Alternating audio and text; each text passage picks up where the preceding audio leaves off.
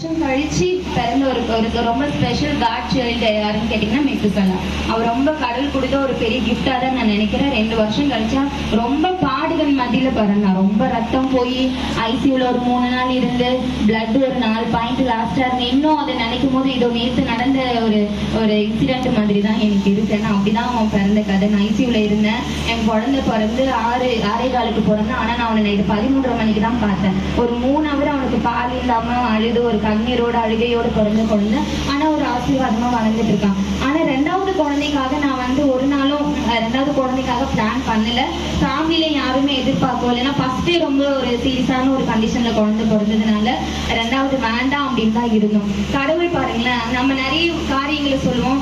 நான் மன விருப்பத்தின்படி உனக்கு தங்குறி அப்படின்னு ஒரு வார்த்தை இருக்கும். எனக்கு அவனுக்கு ஒரு 2 வயசு ஆகுற வரைக்குமே 2வது பாப்பா வேணும், இன்னொரு குழந்தைன்னா நான் யோசிக்கவே கிடையாது.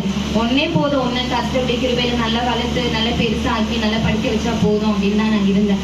ஆனா நான் பிரெக்னென்ட் ஆகுறதுக்கு ஒரு 3 வாரத்துக்கு முன்னாடி எனக்கு என்னமோ தோணுது, யாருக்கு ஒரு குழந்தைங்க 2 குழந்தைங்க எல்லாம் விளையாடும் போது மெத்துசலா என் ஃப்ரெண்ட் வீட்டுக்கு கூட்டிட்டு போவேன். கனிமொழியாவை அவ வீட்டுக்கு போகும்போது அவளுக்கு அண்ணன் தங்கச்சி 2 பேர் இருப்பாங்க. 2 பேரும் விளையாடிட்டு இருக்கும்போது இவன் கூட விளையாடுவான். வீட்டுக்கு கூட்டிட்டு வரும்போது அழுவான், செம்மையா அழுவான். மம்மி இங்கதான் இருப்பான் அப்படின்னு அழுவான். வீட்டுக்கு குழந்தை தனியா இருக்கிற மாதிரி இருக்கும். நான் அப்ப கூட இந்த சைடு கிடையாது, அந்த பக்கம் இருந்தேன். குழந்தை ரொம்ப அழுவான். அங்க போனேன், ஜானனா வீட்டுக்கு போனோம், ஜெனிதா வீட்டுக்கு போனோம்னு அழுவான். எனக்கு அப்ப கொஞ்சம் ஹர்ட் ஆச்சு. ரொம்ப பாப்பா இதே மாதிரி தனியா இருக்கு, ரொம்ப கஷ்டப்படுறானோ. சரி நமக்கு இல்லைன்னு ஃபீல் பண்றோம். ஆனா ஆண்டவர் கொடுக்கும் போது அவரோட சித்தம் ஒண்ணு இருக்கும்ல. ஆனா வீட்டுல எல்லாம் வேணான்னு தான் இருந்தாங்க. வீட்டுல நான் ஏன் ரொம்ப கஷ்டப்பட்டு குறைஞ்சிச்சுமா வேணாம் அப்படின்னு இருந்தாங்க. அன்எக்ஸ்பெக்டட் உண்மையாவே சொல்றேன். நான் இங்க இருந்து பாப்பா பெற்றுக்கணும், பாப்பா பிறக்கணும்லாம் மேத்யூஷான் பிறந்த குழந்தை கிடையாது. வேணாம் அப்படின்னு இருந்து ஆண்டவர் என்னோட உள்ளான இருதயத்தில் இருக்கிற ஒரு சந்தோஷம் எனக்கு கொடுத்தா நான் ரொம்ப ஹாப்பியா இருப்பேன். அப்படி கடவுள் எனக்காக கொடுத்த ஒரு பெரிய ஒரு சந்தோஷம் தான் நான் மேத்யூஷான் நினைக்கிறேன். அதே மாதிரி கொடுத்தாரு. ஃபர்ஸ்ட் எவ்வளவு சீரியஸா பாப்பா பிறந்துச்சு, எப்ப 2வது அந்த மாதிரியான ஒரு சுச்சுவேஷன் நான் போகக்கூடாதுன்னு ரொம்ப ரொம்ப கண்ணீரோடு ஜெபம் பண்ணுவேன்.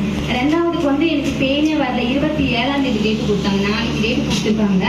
26ஆம் தேதி எனக்கு பெயின் வரல. உடனே என்ன சொல்றாங்க, இங்க வாடிக்கு வந்துருங்க, ஒரு டியூப் விடுவோம். டியூப் விட்டா எனக்கு தெரியும், பெரியவங்களுக்கு தெரியும், பாப்பா பத்தவங்களுக்கு அது விட்டா 24 மணி நேரம் வலி இருக்கும்.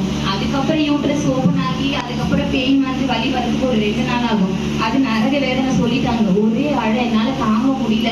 டெலிவரி வார்டுக்கு வெளியே உட்காந்து நான் அழுகுறேன். ஃபர்ஸ்ட் தான் ரத்தம் போய் அவ்வளவு கொடுமை அனுபவிச்சாண்டு, 2வது அந்த மாதிரி அனுபவிக்கணுமா அப்படின்னு சரியா நான் அக்காவுக்கு கூப்பிட்டா கால் பண்ணி சொல்லிட்டேன். இவர் கால் பண்ணி இந்த மாதிரி என்ன உள்ள கூப்பிட போறாங்க, இந்த மாதிரி டியூப் உள்ள விட போறாங்களா, அப்பதான் யூட்ரஸ் ஓப்பன் ஆகுமான்னு சொல்ற. அவர் ஒரே வார்த்தை சொன்னாரு, நீ ஜெபம் பண்ண ஆண்டவர் மாத்துவாரு, லாஸ்ட் டைம்ல கூட மாத்துவாரு அப்படின்னு அவர் சொன்னது. ஏதோ எனக்கு உள்ள ஏதோ ஒரு ஆறுதலா இருந்தது. அப்படியே ஜெபம் பண்ணினே போறேன்.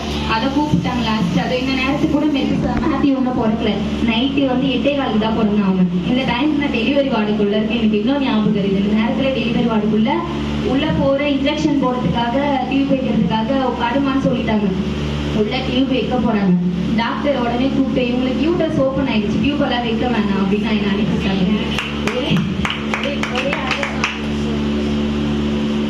ரொம்ப சந்தோஷமா இருந்தது. ஒரு பக்கம் கண்ணீரும் இருந்தது. இவ்வளவு வேலை மத்தியில தேவன் நமக்கு அற்புதம் செஞ்சிருக்காரு. வெளியே உடனே கால் பண்ணி சொன்னவர்கிட்ட இந்த மாதிரி டியூப் வைக்கிறேன்னு சொன்னாங்க. டியூப்லாம் வைக்கல, நார்மலாவே பெயின் பாப்பா பிறக்கிற மாதிரி பண்றாங்களா அப்படின்னு சொன்ன. ஒண்ணு இல்ல, உள்ள போன ஒரு 1/2 hour அந்த வலி அனுபவிச்சேன். அதுக்கப்புறம் பாப்பா பிறந்தா. ஃபர்ஸ்ட் பாப்பாக்கு 4 பாயிண்ட் ரத்தம் தான் இருந்து. இந்த பாப்பாக்கு அந்த அளவுக்கு பிளட் போல. லாஸ்ட்ல 10 பாயிண்ட் இருந்தது. ஆண்டவர் பாருங்களா, நினைப்பதற்கும் வேண்டுகிறதற்கும் மேலாய் செய்கிறவர். என் தேவன் என் வாழ்க்கையில என்ன செஞ்சாலும் அது கரெக்டா செய்வாரு, சரியான நேரத்துக்கு செய்வாரு, ரொம்ப ஸ்பெஷலா செய்வாருன்ற ஒரு விசுவாசம் இருந்தாலே போதும். நம்ம வாழ்க்கையில எல்லாமே அற்புதமா நடக்கும். இன்ன வரைக்கும் 1 வயசு வரைக்கும் அவனுக்கு எவ்வளவு சளி பிடிச்சிருக்கு, எத்தனையோ தடவை ஹாஸ்பிட்டல் கூட்டிட்டு போனா போகும்போதெல்லாம் ஒரு கவலையோடு தான் போவான். ஆனா அது சீக்கிரத்துல தேவன் சுகத்தை கொடுத்துருவாரு. பெரிய ஆபத்துக்கு என்ன ஒரு நாள் அவர் கொண்டு போனது கிடையாது. ஒரே ஒரு விஷயம் இந்த நேரத்துல உங்களுக்கு சொல்லணும்னா, ஆபத்தான நேரத்துல தேவனை நோக்கி கூப்பிட்டீங்கன்னா கர்த்தர் கண்டிப்பா நிச்சயமா நமக்கு அவர் பதில் கொடுக்க வல்லவரா இருக்கிறார். சிறு சாட்சி தேவன் ஆசீர்வதித்திருக்காரு. நன்றி சொல்கிறேன்.